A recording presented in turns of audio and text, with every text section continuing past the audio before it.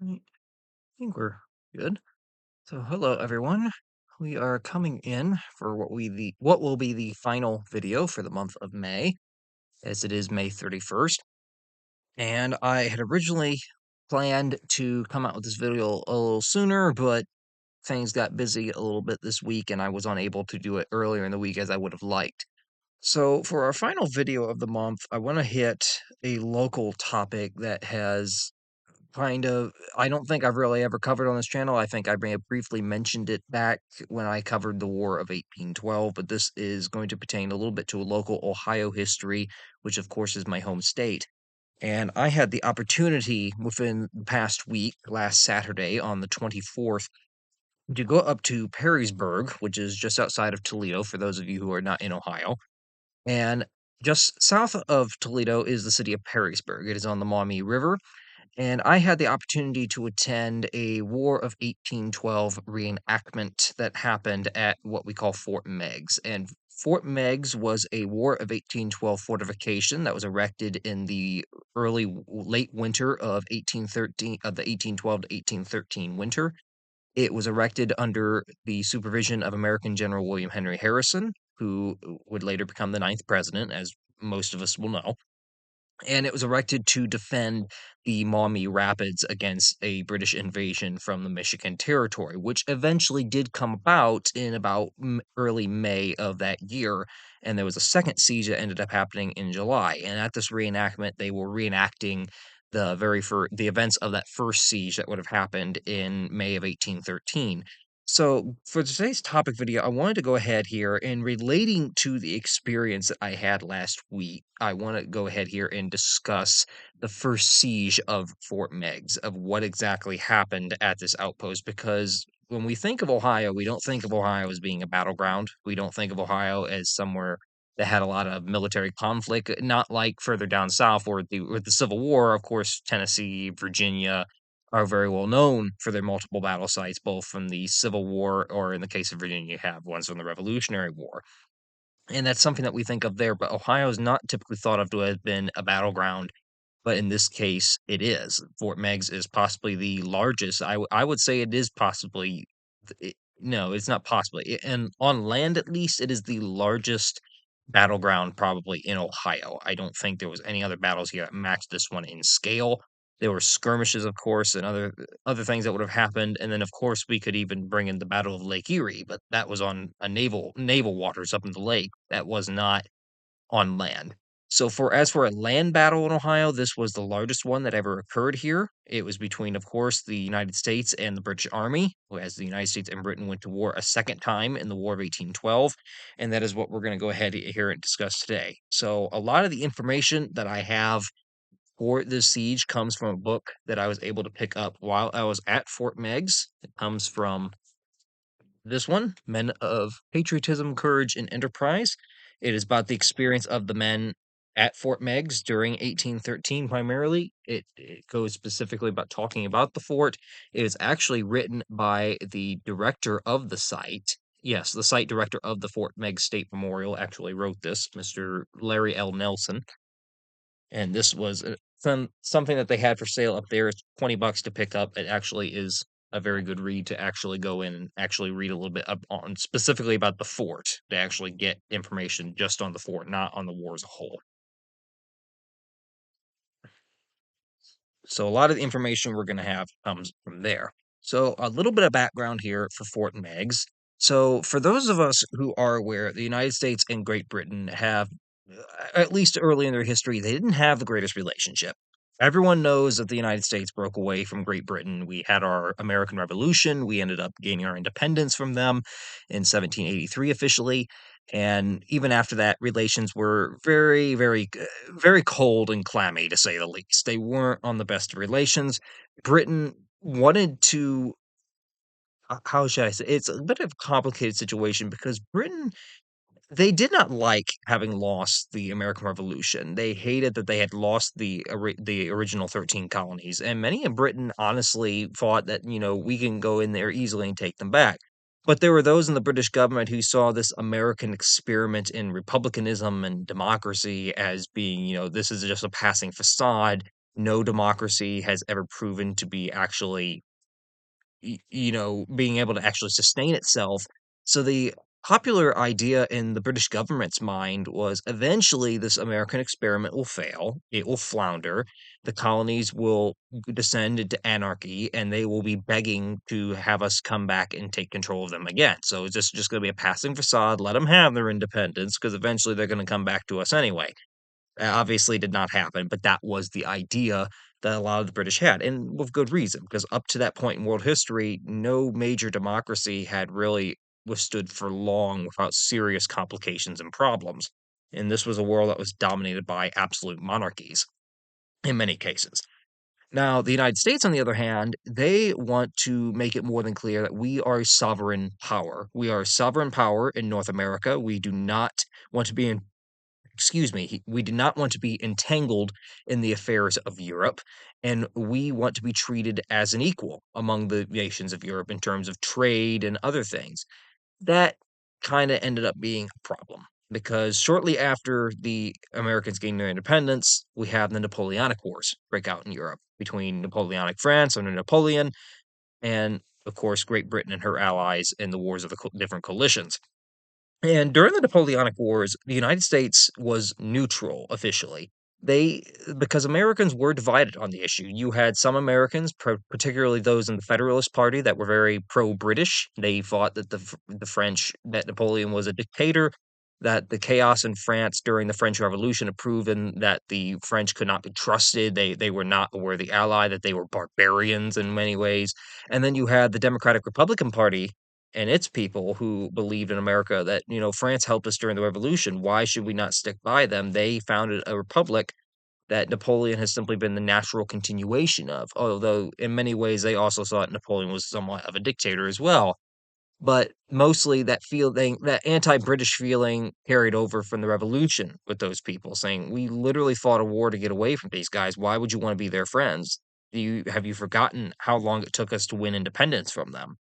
So there's a split America going into the Napoleonic era, and that is going to cause problem along with the United States assertions that we want sovereignty. In an effort to exercise that sovereignty during the Napoleonic Wars, trade becomes a major issue. And the United States declares we are a neutral nation. We should be able to trade with either whoever in Europe we want to trade with, be it Britain, be it Napoleon's France, be it Russia, be it whoever. We should not be interfered because we are not a party to this war. That doesn't hold up well on both sides of the aisle because both Napoleonic France and Great Britain violate American neutrality more often than not. They go after American ships, they try to impress men off of them. The British more often than the French, but both sides were doing it. Eventually, though, American public opinion more or less gets turned against Britain more than it does so France. And in June of 1812, due to war fever in the United States by these war hawks in Congress that absolutely wanted war with Great Britain, war ends up actually getting declared. On June 18th of 1812, the United States, not Great Britain, ended up declaring war on the other. Now, American strategy going into the War of 1812 was highly emphasizing on a successful invasion of Canada. Americans had never really given up their designs to one day incorporate Canada into the United States. They thought that they had simply missed the opportunity during the American Revolution about 30 or 40 years prior.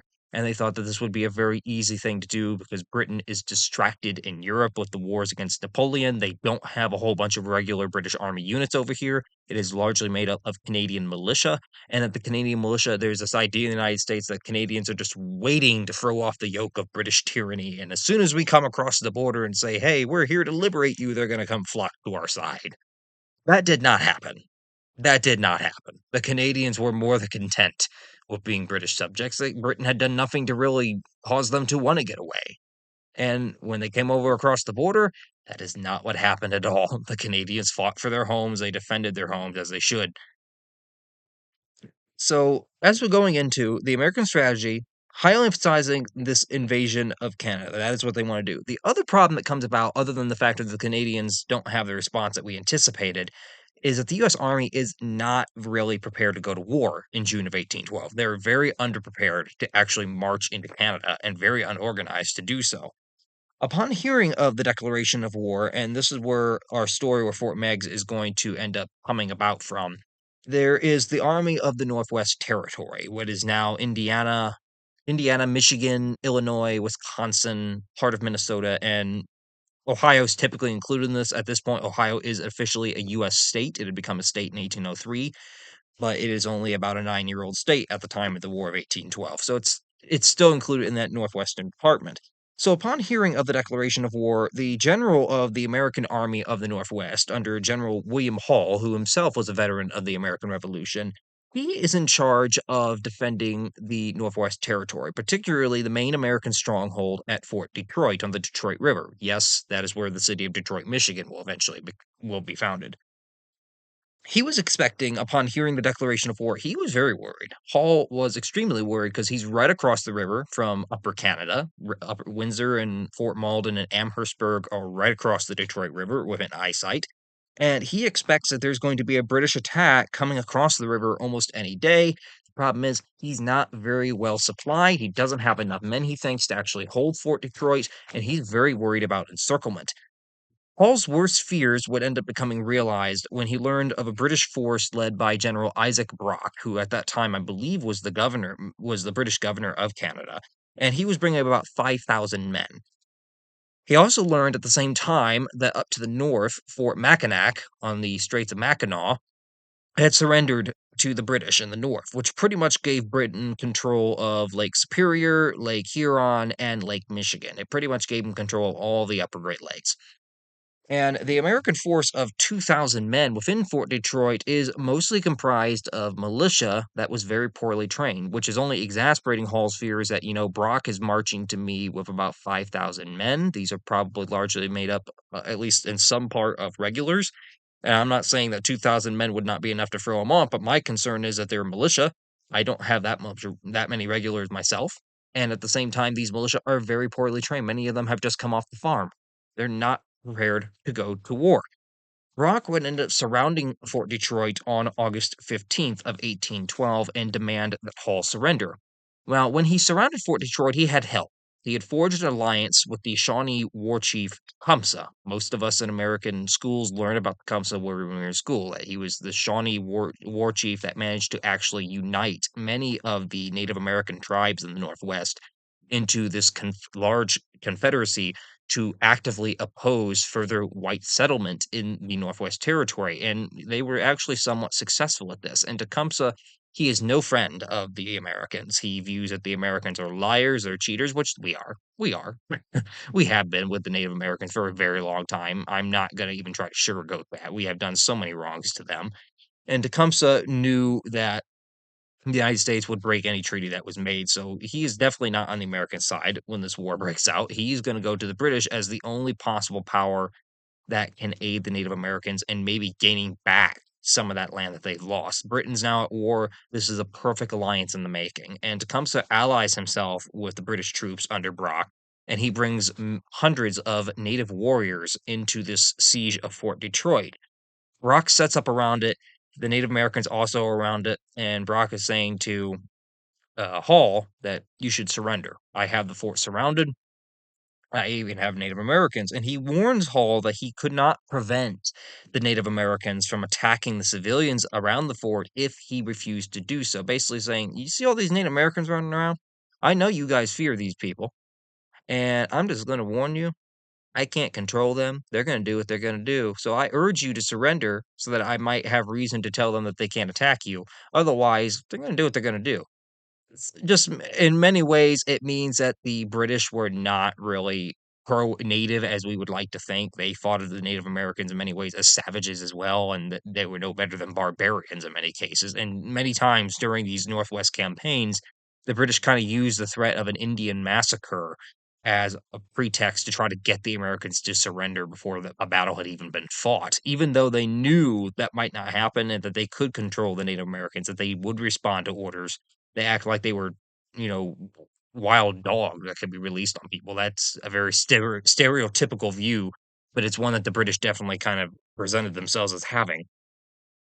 So Hall, fearing that there would be this massacre of civilians if he refused to surrender Fort Detroit to the British, He ends up surrendering the fort without a single shot fired. So, in just one day, the entire army of the American Northwest has been surrendered without even firing a shot at the invader. Fort Detroit has been lost. Fort Mackinac has been lost in the north. Pretty much the entirety of the Michigan territory has been lost in just by August of 1812, which is going to be a major setback in the Northwestern theater. So, on the news of Hall's surrender, a new army of the Northwest was going to be created by the government from about 2,000 Kentucky militia that were marching to what is now Fort Wayne, Indiana. They were under the command of General William Henry Harrison, he had originally been from Virginia, but he was living in Ohio, I believe, at the time. He had been governor of the Indiana Territory for some time as well. And William Harrison, he is in command initially, but he ends up getting superseded at first by another general named James Winchester, who ends up getting placed in overall command. Harrison will leave to go gather more troops in Ohio, while Winchester decides, I'm going to march down the Maumee River to Fort Defiance, which had been established during Anthony Wayne's campaign roughly 20 years before against the Native Americans. And I'm going to plan to march north into the Michigan Territory and try to retake Detroit before severe winter weather breaks in. So if we're lucky, we'll be able to get Detroit back in our hands before December. That is his overall hope. He sends Harrison off to, gather more troops in Ohio, only for Harrison to return and say, I have this message from the president, from President James Madison, says I'm in control now. The problem was Winchester was not that popular of his men, and many of his men did not like that Winchester was in charge. And when President Madison learned of that, he very quickly decided, you know what, Harrison, you are an overall command. He has to listen to your orders. You are the overall general. And that happens on October 2nd. Winchester's not all that thrilled that he's no longer in overall command and now is subordinate to Harrison, but he relents and gets through with it.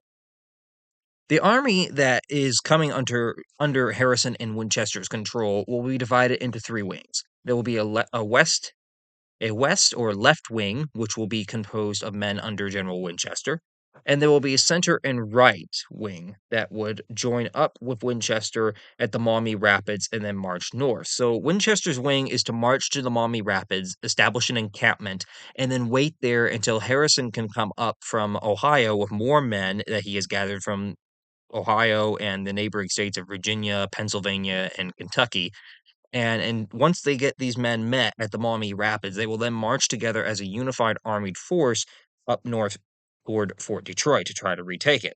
Now, as Harrison is gathering militia, Winchester's men would end up leaving Defiance on New Year's Eve of 1812, and they will reach the Maumee Rapids on January 13th of 1813. However, this winter is particularly brutal, it's particularly bitterly cold, and they end up being low on rations as well, which causes Winchester's army to somewhat get a little desperate. They end up learning that there are British forces gathering just to the north of the Ohio border into the Michigan Territory at a settlement called Frenchtown, and they decide that they're going to go north and try to force the British from there before they can grow larger in number and try to mount an attack on them. There's also word that the settlement of Frenchtown has numerous food stores, which could definitely help Winchester's straggling army with his ration crop. So Winchester makes the decision instead of waiting for Harrison to get here at the Maumee Rapids, I'm going to go ahead and take the initiative and I'm going to move first against the British while I don't think they suspect it and knock them out of Frenchtown. And hopefully, while I'm there, I'll be able to get some rations from my army at the same time. So he ends up leaving the encampment against what his orders had been on January 16th, and he attacks the British at Frenchtown on the 18th.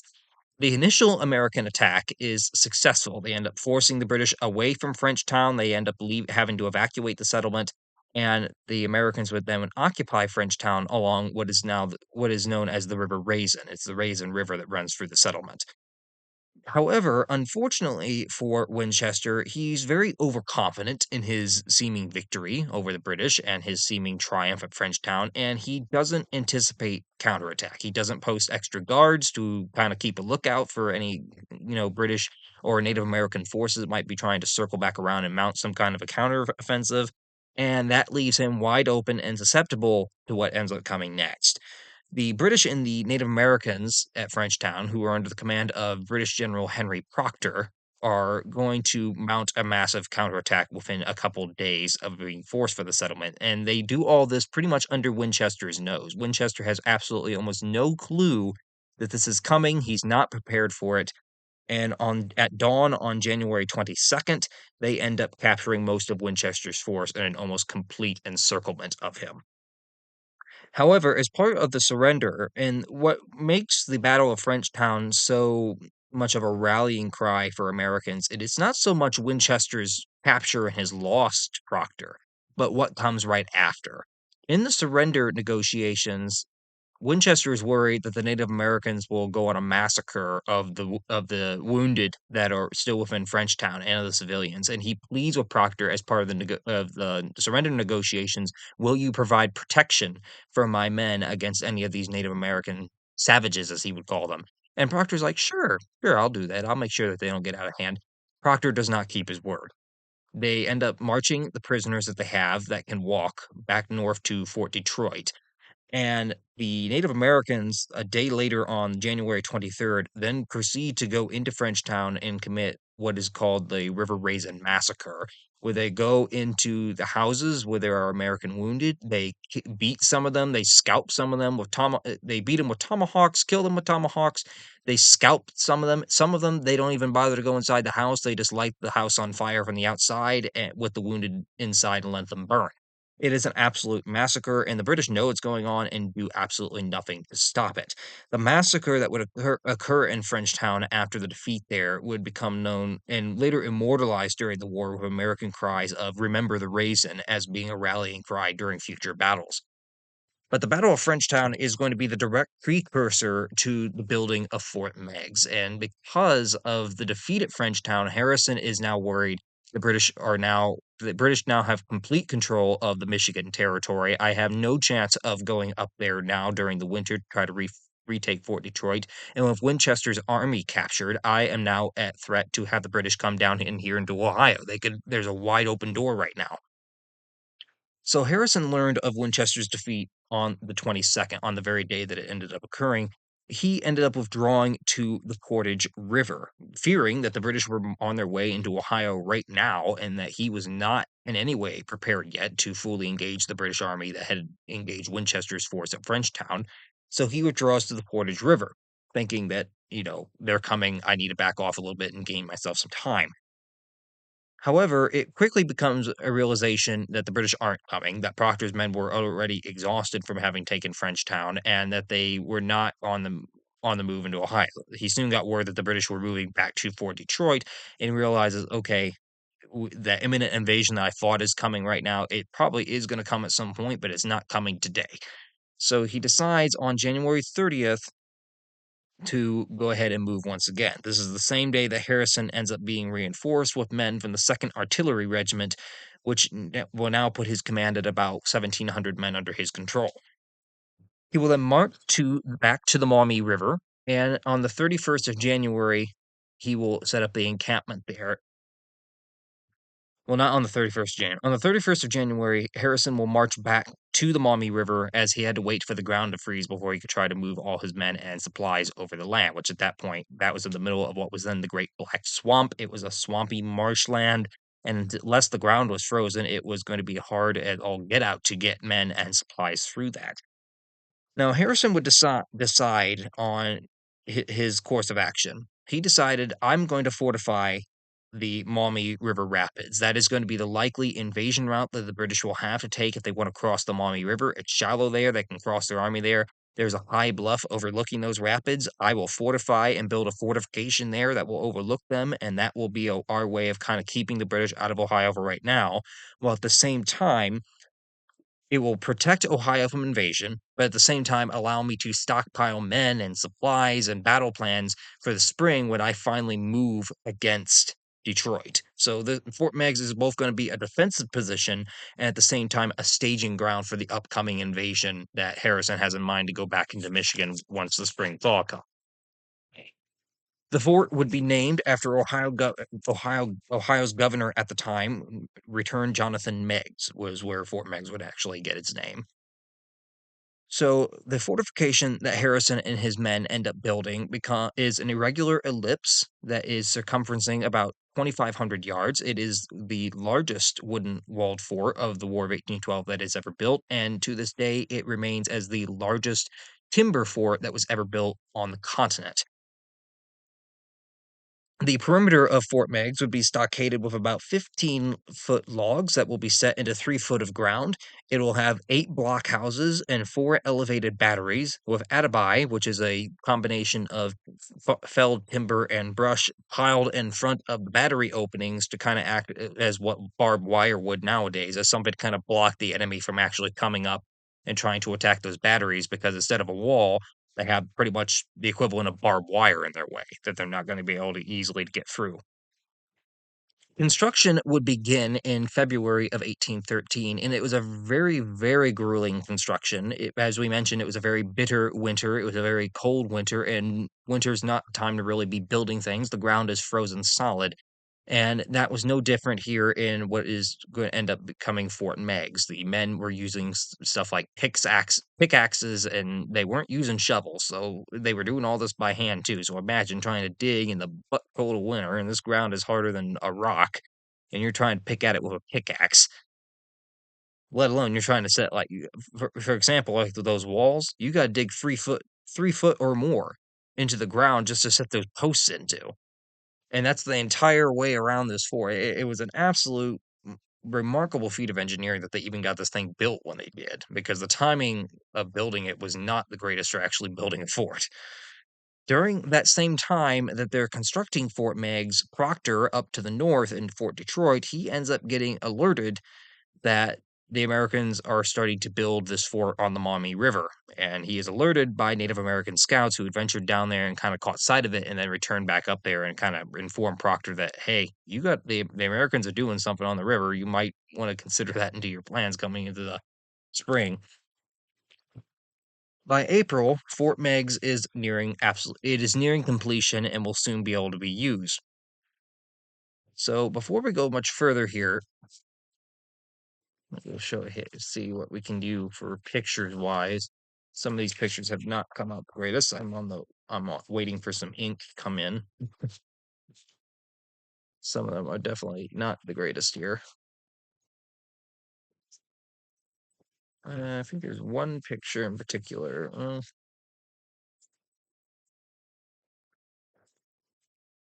Show that one.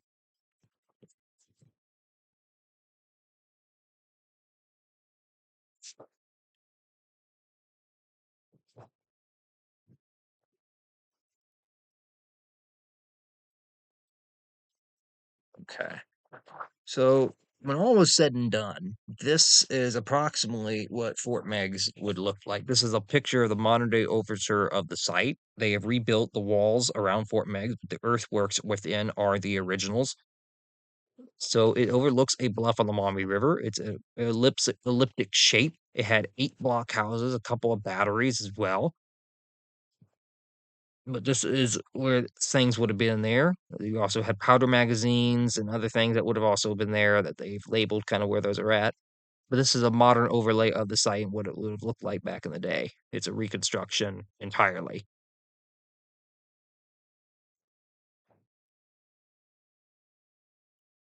And then here we have a portrait of General William Henry Harrison, who William Henry Harrison, of course, later becomes the ninth president. And then he's like the guy that dies a month into his term. So he's also our shortest serving president. But that's like 30 years after this, which I suppose, since we're showing him for a better image of him, let's see, where is he? This guy. Since we have the whole president thing here. Okay. And we'll wait to show those yet. So as April comes to a close, the Americans at Fort Meigs slowly start to realize that an upcoming British attack is not just likely, it's almost certain that it's on its way. Because they start seeing more Indian and British scouts along the fort trying to kind of scout out, how many men are inside, what are the defenses. They actually capture a couple of these scouts, and they start to realize if you're seeing scouts in number like this, that could only mean that the British army is on its way.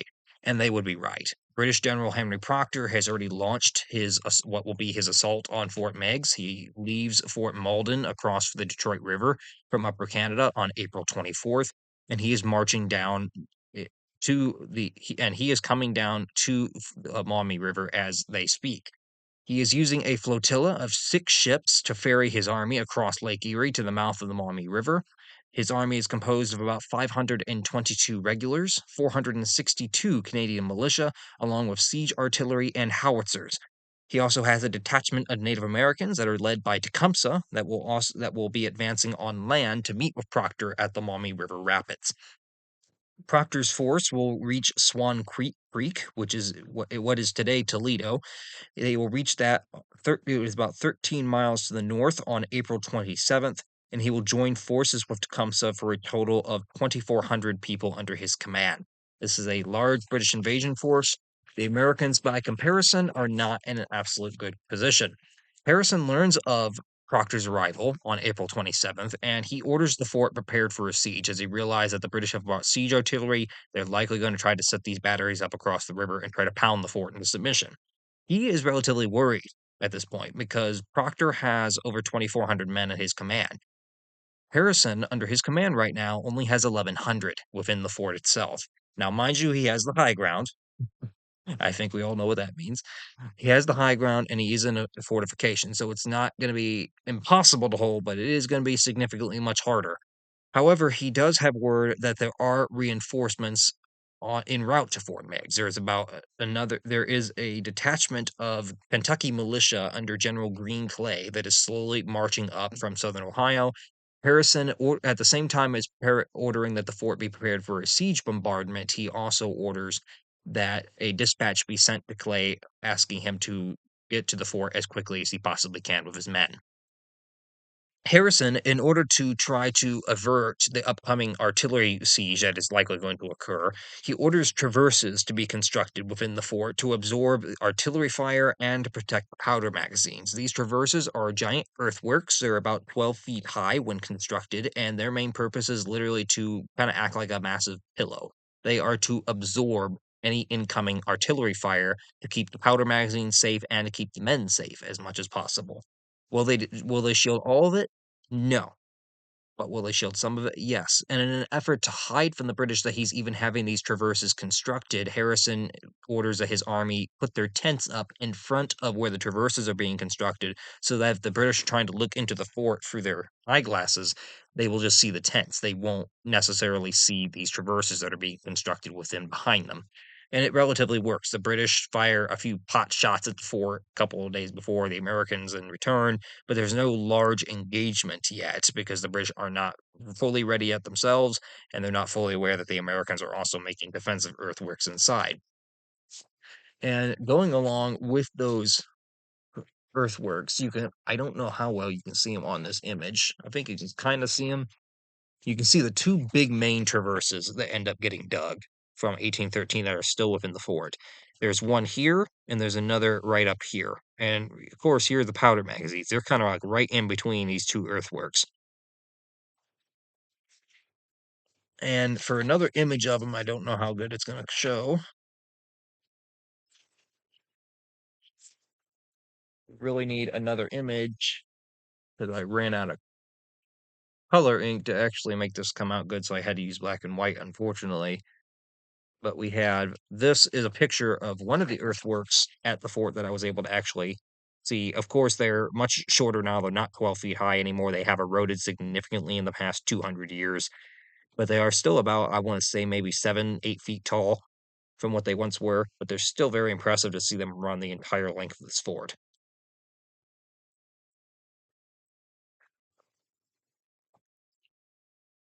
So the British will end up setting up their main camp at the abandoned fort of Fort Miami, just up the river, and they begin setting up siege artillery across the river from the fort to try to bombard it into submission. They have brought two of the cannons that they have are 24 pounders that were taken from Fort Detroit. Tecumseh's Native Americans will also be sent across the river to encircle the outside walls of the fort and to annoy it with musket fire to basically kind of and fully encircle the American fortress. The siege will officially begin on May 1st, when the British artillery will begin to shell Fort Meigs at dawn. They will fire 240 rounds on the very first day from a combination of 24, 12, and 6-pound cannons, as well as 8-inch mortars. The Americans had only about 360 rounds for their biggest gun, which was an 18-pounder, so Harrison does order that while you are allowed to return fire, you must do so intermittently, as we do not have a large amount of artillery for the gun to constantly go at it. In order to try to So the Americans will respond to some of the artillery fire, but as we mentioned, it is a restrained artillery fire. They're basically just trying to hold out until those reinforcements can get there. They will try to alleviate their shortage of cannonballs by retrieving any British ones that are fired into the fort. And Harrison actually makes kind of makes an offer to the soldiers within the fort that any soldier who ends up going and retrieving one of these cannonballs and brings it to the camp to the fort quartermaster, he will be offered a half cup of whiskey for each cannonball that he retrieves. And that does work to some extent in alleviating their artillery issue. The British will continue the bombardment going into May 2nd, and it is on the second day that they begin to use what we call hot shot, where they will heat a cannonball until it is glowing red. So it's a red hot cannonball that's been heated up until it is literally a glowing red ball of iron or whatever metal it's made out of. And then they will fire that out of the cannon. Hot shot's main purpose is to light things on fire, and it is on this day that when the British start using the hot shot, they're trying to target the fort's powder magazines, knowing that there were two of them, and knowing that if they could hit either one, it could pretty much level the entire fortification if one of them goes off. So they're trying to use the hot shot to kind of set these off. The powder magazines are buried under these mounds of earth a little bit, so they have some earthen protection, and of course they're set in these walls of wood. However, the constant artillery pounding from the British guns is slowly eating away at that earthen protection, and does threaten at one point to actually set the powder magazine off. So during the siege and under active fire, Harrison orders that the engineers within the fort are to try to repair the magazines and repair the earthen structures around them, which they are successful. They managed to actually prevent the powder magazines from actually being detonated. On May 3rd, the British will send a company of their men with a 6-pound cannon and a 5.5-inch howitzer and mortar across the Maumee to erect a battery about 300 yards east of the fort. This would be an attempt to allow the British to place Fort Meigs into a crossfire, hopefully being able to put more pressure on the Americans inside to surrender. Now, unfortunately for the British, this move had already kind of been anticipated by the fort's main captain, which was Captain Eleazar Wood, and he had ordered that there be new traverses constructed to intersect at right angles with the originals in order to basically mitigate the effects of this possible British crossfire that would come about. The Americans would also begin shelling the new battery as it was well within the range of their smaller batteries within the fort, that not necessarily the 18-pounder gun, and they were successful temporarily in actually shutting it down and forcing the British to evacuate it, only for them to actually come back a little later and start firing off on it again. However, the British gunners at this battery are very poor in their aim, and they aren't really able to fully make the crossfire effect that the British are hoping to induce on Fort Meigs actually happen due to their poor aim, which kind of mitigates the usefulness of this third battery that they have established. Now, on the 4th, Harrison would learn that, that the reinforcements of Kentucky militia under General Green Clay were nearing Fort Meigs, and that his hour to possibly break this siege had come. Clay and his men are encamped about 5 miles upriver with 1,200 Kentucky militia, which will bring Harrison's total grouping to 2,200, which is about even with the British forces. Harrison will dispatch battle orders for the morning of May 5th. May 5th is going to be the main day of battle for Fort Meigs. So he is going to split Clay's militia command into two parts. The first part will be consisting of 800 men. They would attack the British batteries across the Maumee River and spike them before recrossing over the river to the safety of the fort, basically trying to knock out those main British guns. The remaining 400 men of Clay's command would land on the river's south shore, which is the side that Fort Meigs is on, and fight their way to the fort by dispersing the Native Americans that have surrounded the fort around its walls. But basically, they're going to fight through those Native Americans, get them back off, and they'll fight their way into the fort and help us get rid of them. And then at the same time, he's going to order at some point during the day a detachment from within the fort would also be sent out to attack and silence the eastern British battery that had been set up 300 yards east of the fort itself. Now, General Green Clay, he would place himself in command of the South Shore group, and his second in command, William Dudley, would end up taking the group that will go to the North Shore and try to knock out the British batteries there.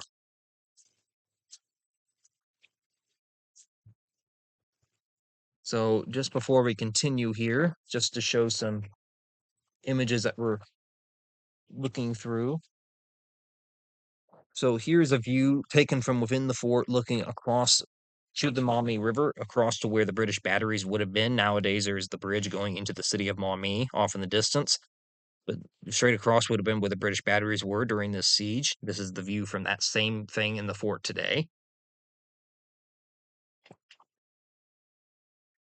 Then we have two pictures of two of the different batteries in the fort. So this is a picture of the little battery, what they call the little battery on the fort, overlooking the Maumee River. And mind you, like I said, there's no big wall in front of these guys, so they would have had that alibi where it would have been tangled fallen timber and brush that kind of had a barbed wire effect to prevent the enemy from just being able to freely come up this hill and charge at them.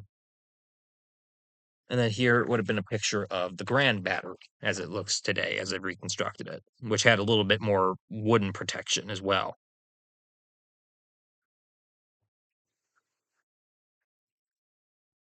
And then here we have a map of kind of the attacks of where they're going to occur.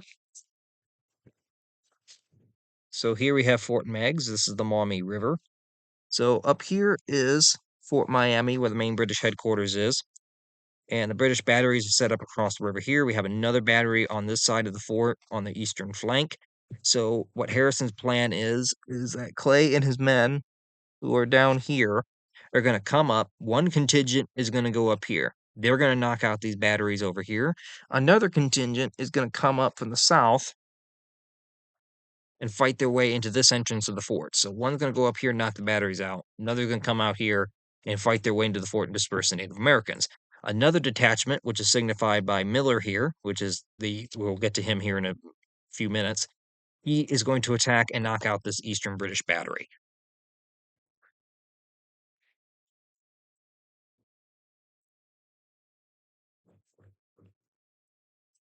So the Battle of May 5th will begin just before dawn on May 5th. So Dudley's men are the first ones to make their move. They are successful in landing on the North Shore without the British finding out that they have done so. They end up attacking the British batteries and spike them after driving the crews off without losing even a single soldier. So Dudley's men, they're wildly successful in what their initial goal was. Your goal was to get across the North Shore. You've been undetected, and you've succeeded in actually knocking out these British guns and spiking them that are firing on the fort without even actually getting a single man lost or even wounded. However, this will rapidly turn around to the worst. And a group of Dudley's men, instead of unaware of their orders to retreat back across the river to the safety of the fort, they begin engaging a British counterattack that is starting to develop to a little bit to the north. Dudley starts going in to help his men, and soon his entire 800-man force is surrounded by a British and Native American counterattack that utterly obliterates Dudley's force in most part. Many of his men are killed, including Dudley himself, and only about 150 of them actually managed to escape to Fort Meigs. 650 end up either being captured or killed. And the prisoners that are taken, they end up getting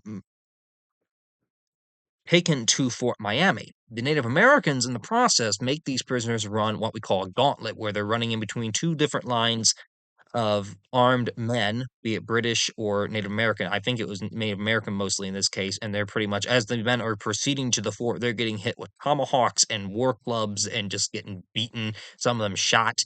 It is utterly horrific. And once they actually get to Fort Miami, the Native Americans who are already getting upset that the siege is taking so long, it's already taken like 5 days at this point, and they've still not taken it. They kind of take out their frustrations on these prisoners by beginning to kill and scalp some of them. And before they're stopped, they have done so to about 40 or 60 of these American prisoners before Tecumseh himself ends up riding into the camp on the back of a horse, waving his tomahawk in the air and getting the Native Americans to actually stand down. It's like, what are you doing? To Tecumseh's shock, Proctor and his men and his command are overseeing this whole massacre. They've been in the fort the entire time watching this go on, and Tecumseh ends up going up to Proctor, and he basically is asking him, like, "Why did you do nothing to stop this? Why were you just watching this happen?" Proctor is supposed to have supposedly replied to Tecumseh that he had not stopped them because he claimed that the Indians could not be controlled. Tecumseh took kind of insult to this, and the reporter reply that he gave to Proctor in response to this was, "Begone! You are unfit to command. Go and put on petticoats." Basically, Tecumseh's utterly enraged that Proctor would even insist that Native Americans could not take simple orders. He's like, "You let this go on. You're not going to blame this on my people." Now, Clay's 400-man force, the second wing of the Kentucky militia attack, is going to meet some resistance when they try to land on the South Bank. The Native Americans kind of already see them coming. They start taking pot shots at them as they try to come ashore.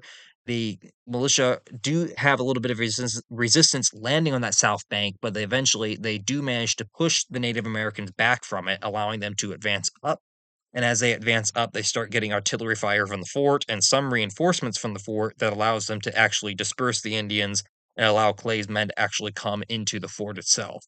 Upon entering Fort Meigs, Clay's force was even sent out two more times to go out, attack the Native Americans again, and then come back inside to try to disperse them even further. And this succeeds on both occasions. So Clay's attack that he leads himself in the southern part of the river to kind of get into the fort and disperse these Native Americans is largely successful. It is the successful one out of the two pronged attack. And going into that, I think we have our two final pictures here. So here is a depiction of Tecumseh riding in on horseback into Fort Miami, of him stopping that massacre that is going on. I did not think to get it because the way these photos were coming out today, unfortunately. But if you go up there, you are also able to see where Fort Miami was.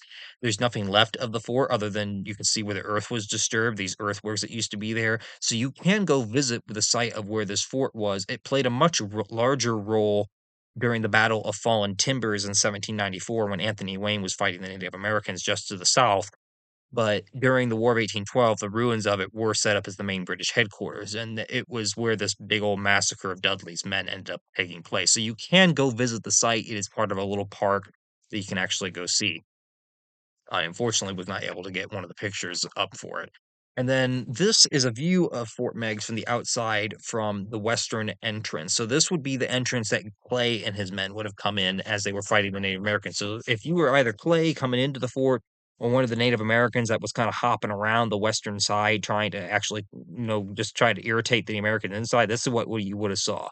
So this is the wall, which has little holes in between the posts for soldiers to put their muskets through or their rifles, and then one of the blockhouses, which was two-storied. On the bottom one would have been some artillery in there for them to fire out, and then the little holes on the second floor allowed soldiers to put their muskets or rifles through to kind of provide covering fire for the artillery from above.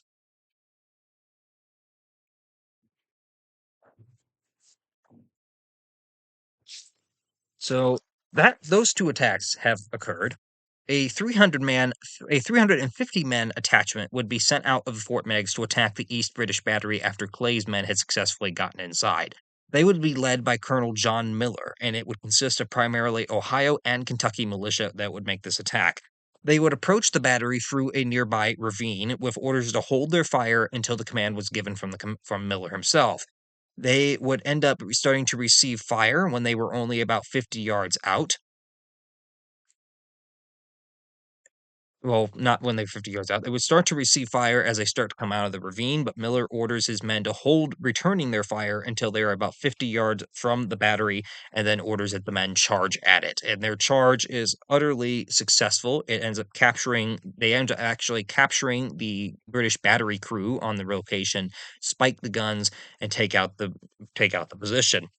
Upon their retreat to the fort, however, Miller's men end up meeting heavy resistance from a combined force of about 130 Canadian militia and over 300 Native Americans. They end up fighting their way back to the fort through this, but in the process, they will end up holding out largely until they are reinforced and can go back to the fort. So they have to get reinforcements from the fort to even get out through this heavy resistance. And they return to the fort with 42 prisoners. Miller's men did succeed in their assault to knock out the British Eastern Battery. However, they lost over a third of their number in casualties. They had 30 dead and 90 wounded. So about 120 out of 350 were either dead or wounded from Miller's force. It was successful, but at great cost. Proctor would send a message after by the evening of May 5th, basically demanding Harrison surrender the fort to him. Harrison would refuse Proctor's demand, but he would agree to a prisoner exchange, which would occur on the next day. No fighting would take place on May 6th. Proctor wanted to continue the siege that day, however. He was still planning on continuing, but his time had pretty much run out at this point because of two things. His force is breaking up, and Tanks. And Harrison's been reinforced and it's no longer liable. Now, in terms of breaking up, the Native Americans, as we mentioned, part of the reason they had this massacre at Fort Miami was because the Native Americans were getting outright, they were getting angry that the siege was taking so long. The Native Americans did not like prolonged sieges. They liked quick battles that could be decided rather quickly. And they did not like the length of the siege. And many of the Native Americans, dissatisfied with the length of it, began to outright abandon it. Tecumseh and his Native Americans ended up kind of leaving the British to kind of take the fort by themselves because they've gotten sick and tired of how long this is taking. The Canadian militia also start to leave Proctor as this siege is kind of hit right at the prime time where they need to be at home planting their crops in order to ensure that they don't starve during the winter. And many of the Canadian militia start abandoning Proctor's campaign to go back home and actually start planting their crops. They need to get home and actually attend to their fields, and thus they're not really willing to stay much longer. Dysentery was also raging through the British encampment, which was weakening Proctor's forces even further, especially after May 5th when they've had some hard fought battles that they've occurred. Proctor would make preparations to leave Fort Meigs on the 7th and 8th of May before finally withdrawing back to Fort Malden on May 9th. So the first siege of Fort Meigs would end officially on May 9th of 1813 with an American victory. So that is the story of the first siege. Now, if you go to Fort Meigs, you do learn the British did not leave Fort Meigs alone. They would end up coming back briefly in July for about a 2-day event. They tried to lay siege to it a second time, but this time they tried to do a little like a sham battle outside the fort, try to get the Americans to come outside of it and engage them. The Americans didn't fall for it. They knew there was no American forces in the area that were under attack, so they didn't even come out of the fort, and the British very rapidly abandoned the second attempt to take Fort Meigs. That fall, with the victory on Lake Erie by Oliver Perry in September, and this allowed the British to this not the British, but the Americans to start going up into Upper Canada. They ended up retaking Fort Detroit in the fall, and Harrison would lead American forces to victory at the Battle of the Thames in Upper Canada that October, which would actually see Tecumseh end up getting killed. So Fort Meigs also marks kind of a turning point in the war in the Northwestern theater, at least. Mind you, the war would go on until the end of 1814 officially, and 1814 would even see Washington, D.C. burned. But in terms of the Northwestern theater, it is the turning point from, the Americans being beaten after Frenchtown to the successful defense of the fort ended up kind of turning the war against the British in the Northwest and allowing the Americans to kind of come up back into Michigan, retake Detroit, and eventually go into Upper Canada from there. So it does mark a turning point. It also prevented any further British incursions into Ohio for the rest of the war. So and I was unable to get a picture of Proctor. There doesn't seem to be a whole lot of portraits of him that I can find, but this is a coin that I had bought when I had gone up to Fort Meigs I think it was the second time I'd ever been there. And this was a coin that I had bought there at the time that they had made for the 200th anniversary of the siege back in 2013. So on the back of it here, we have a depiction of the men on the Grand Battery firing their cannons during the siege. And then on the front, we have a picture of the three men who are really in command here. So we have a depiction of Harrison, Tecumseh, and then the guy over here, that is the British General Proctor. So that concludes for today's video. So if anyone has any questions or anything, any comments or anything that they'd like to add, feel free to put it. I will be more than happy to answer any comments or any questions that come up. There was a map, I will mention this. There is a map in the Library of Congress. You can actually look at it. I have a copy of it. Unfortunately, it is such a big map, I couldn't really bring it up on the video. But it is a map drawn by a member of the Kentucky militia that had served in the siege of Fort Meigs. And it's a very detailed map showing where things occurred during the battles that ended up occurring there, both the first siege and later smaller one in July. And it is a brilliant map to ever take a look at. You can look at it right online. I might try to see if I can find a link to that, and maybe I'll post it in the comment section if I can find it. That way people can see it if they want. But it's a very exquisite, beautiful map to actually look at and actually see where things were occurring around the fort. But I'll see if I can bring that up. It's called the Seabury map, drawn up by William Seabury. He was in the Kentucky militia during the siege. So I'll see if I can include that. And going into the week, I might try. I have some clips and pictures from more pictures and some clips from Fort Meigs from the reenactment. Might try to do post a little video of a collection of those this coming week onto the channel. I'll see if I can actually get that done. I know I did it once before for the canal one, so I'm sure I can get it done if I just take some time to actually get to it. So maybe we'll try to get that posted this week so you people can kind of see some more pictures and some video from the reenactment, which was very incredible to see. So, as always, hopefully everyone has a good start to their week, and we'll see you all back here next week for the next video when it comes out.